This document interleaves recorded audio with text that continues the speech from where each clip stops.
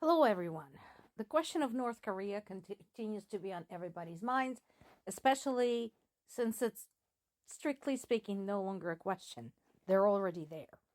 And according to Ukrainian sources, they'll be ready to join the combat as early as tomorrow.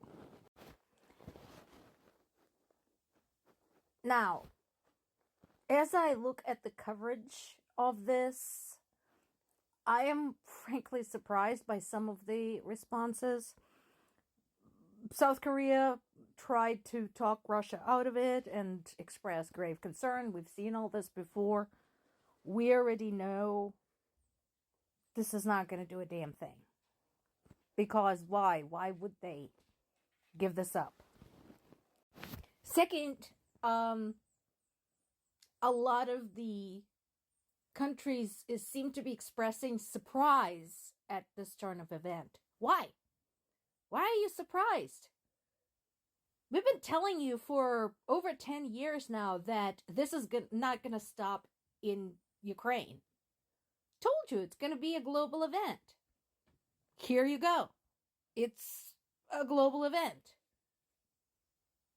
Why does it surprise anybody considering who Russia's allies are? North Korea was already sending it weapons. Why not soldiers if they could get them? So I don't understand all the shock about this. And this is cute. That Washington confirmed that North Korean troops are going to possibly participate in battle. Honey, there's nothing possibly about this. That's what they're going to be there to do. They're going to be there to murder Ukrainians. Period. And while I'm not terribly fond of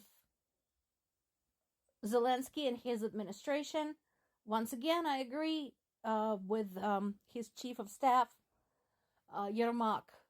Again, not my favorite person in the world, but he's right that the only way this can work is withdrawal of Russia's troops off Ukrainian territory.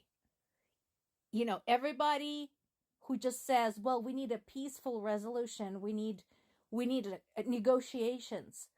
Talking about this is not going to do anything. Russia started this war. They need to get their troops out. They need to get their stuff off Ukrainian territory. And that includes Crimea. And then we can talk. So what's this all about? As you know, Guterres went and hung out with Putin and his buddies from BRICS. During the BRICS summit, he was going to go to Ukraine afterwards. Apparently that turned out to be a bad assumption because nobody wants him there. For good reason. Ever since the full invasion of Ukraine has begun, UN administration seems to be undermining the seriousness of what is happening in Ukraine. They refuse to penalize Russia in any shape or form. He goes off to hang out with Putin. Now, he had his chance. He had his chance to do the right thing. I'm talking about Gutierrez. Back at the time, in the summer, he had a chance to attend the Peace Summit, which had multiple countries, and show his support for Ukraine as the country under attack. But he refused. But when Putin beckoned him to come hang out, he went. So, not surprisingly, Ukrainian government and Ukrainian people said, no thank you, fuck yourself. In addition, we know that there's a warrant for Putin's arrest that's been issued last year, issued by the International Criminal Court. And while Russia does not acknowledge the legitimacy of ICC, the UN as an organization does and works closely with it.